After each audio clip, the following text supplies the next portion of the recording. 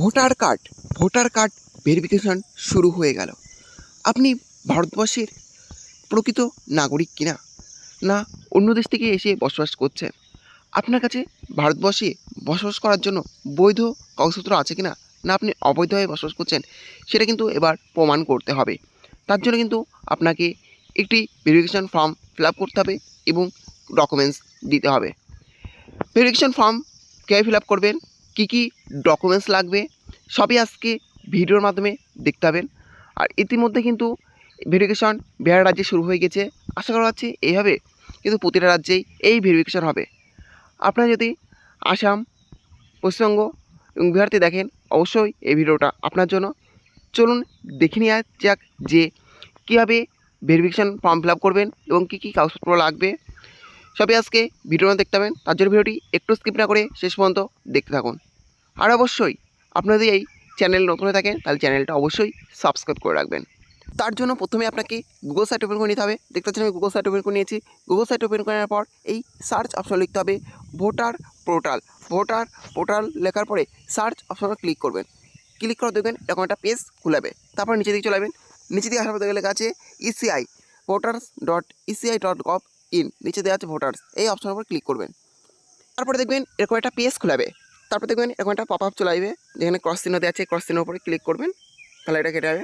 তারপর দেখবেন এরকম একটা পেজ খুলাবে, যেখানে প্রথমে দেওয়া আছে ভোটার সার্ভিস পোর্টাল, তারপরে দেওয়া আছে ইনুমিনেশন ফর্ম বিহার, এখানে দেওয়া আছে স্যাম্পেল ইনুমিনেশন ফর্ম ইংলিশ এবং স্যাম্পেল ইনুমিনেশন ফর্ম ইন হিন্দি।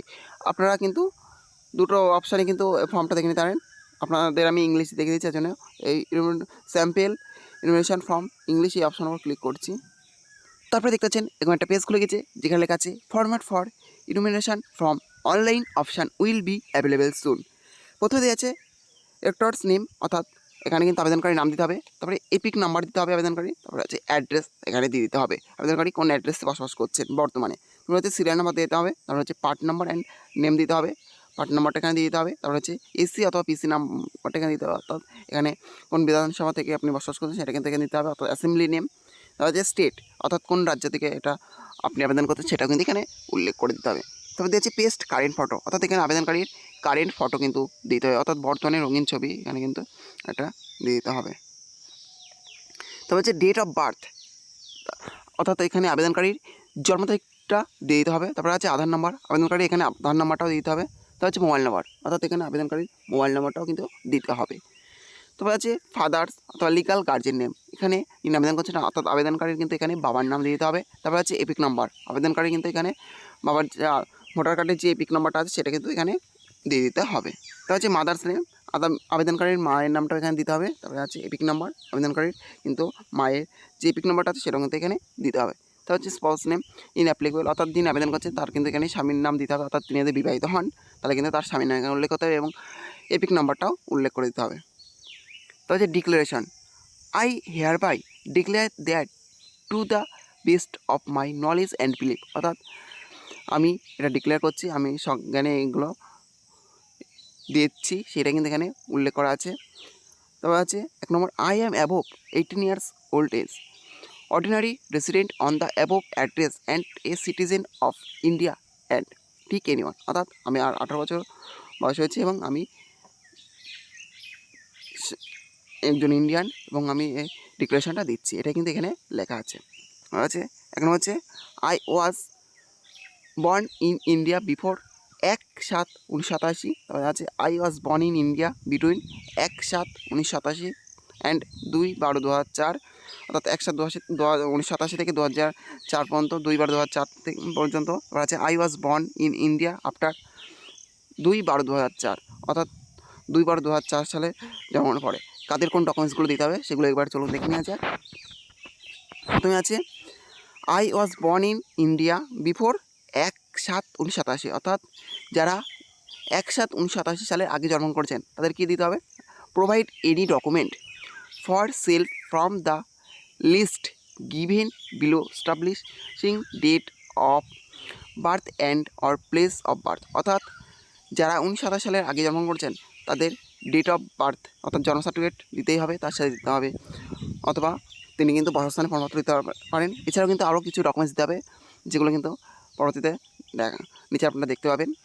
তারপর দেওয়া আছে I was born in India between 1/7/1987 and 2/12/2004, অর্থাৎ যারা 1987 থেকে 2004 সালের মধ্যে জন্মগ্রহণ করেছেন তাদেরকে কী ডকুমেন্টস দিতে হবে? Provide any documents for self from the list given below establishing date of birth and or place of birth, অর্থাৎ তাদের কিন্তু জন্ম সার্টিফিকেট অথবা বাসস্থানের প্রমাণপত্র দিতে হবে। তার সাথে দিতে হবে provide any document for father or mother from the list given below establishing date of birth and or place of birth, অর্থাৎ তার সাথে কিন্তু বাবা মায়ের জন্ম সার্টিফিকেট অথবা বাসস্থানের প্রমাণপত্র কিন্তু দিতেই হবে। তারপর হচ্ছে I was born in India after 2/12/2004, অর্থাৎ যারা 2004 সালের পরে জন্মগ্রহণ করেছেন তাদেরকে কী দিতে হবে? Provide any document for self from the list given below establishing date of birth and or place of birth, অর্থাৎ তারা কিন্তু জন্ম সার্টিফিকেট অথবা বাসস্থান প্রমাণপত্র দিতে হবে।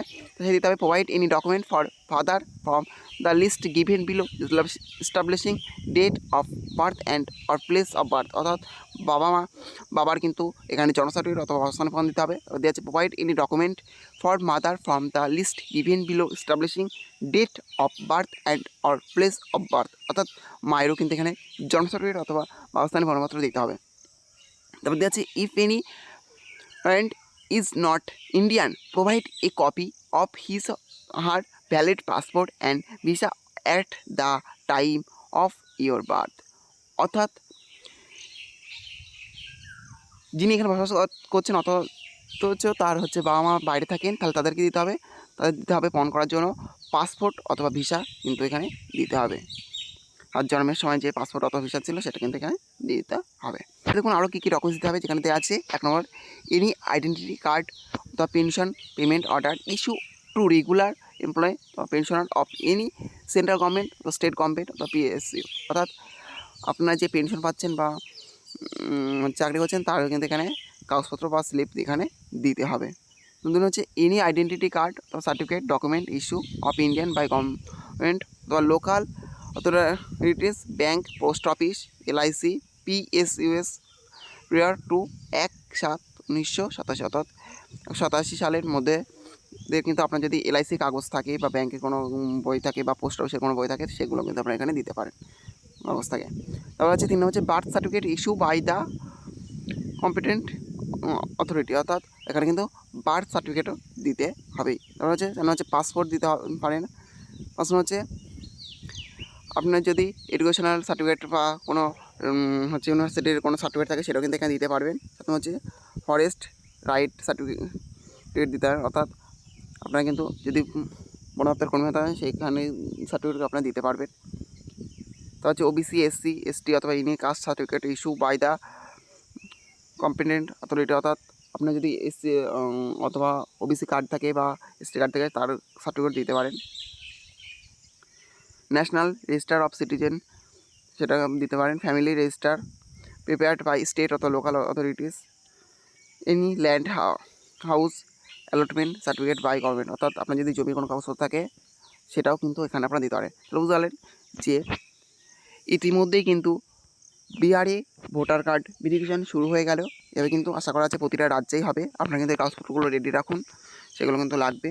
আর এইভাবে কিন্তু ফর্মটা ফিল আপ করতে হবে, কী কী কাগজপত্র লাগবে সবই আজকের ভিডিওর মাধ্যমে তুলে ধরা হলো। যাই হোক, এই ছিল আজকের আপডেট।